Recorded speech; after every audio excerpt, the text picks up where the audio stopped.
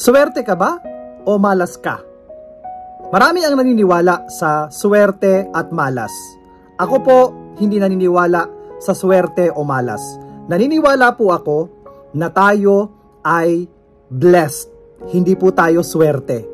Maraming nagsasabi na ang swerte-swerte mo naman, ang malas-malas ko naman. Hindi po dinadaan sa swerte o malas ang buhay. Kung hindi, tayo po ay blessed ng Diyos. Dapat makita natin na dumadaloy ang biyaya ng Diyos sa buhay natin. Bakit natin hindi makita na tayo ay blessed? Dahil reklamo tayo ng reklamo. And once na nagre-reklamo tayo, mas dadami yung mga bagay na makikita natin na irereklamo natin.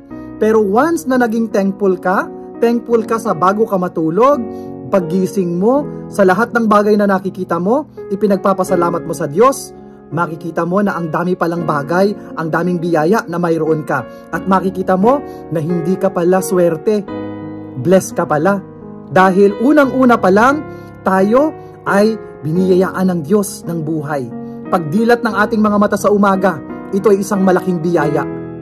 Kaya nga, hindi tayo magdedepende sa swerte o malas. Dahil ikaw ay pinagpala ng Diyos.